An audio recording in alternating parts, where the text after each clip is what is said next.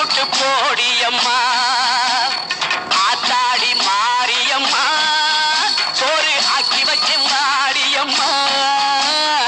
ஆளாக்கு அரிசிய பாழாக்க வேண்டாம் சின்ன புட்டு போடியம்மா அருணா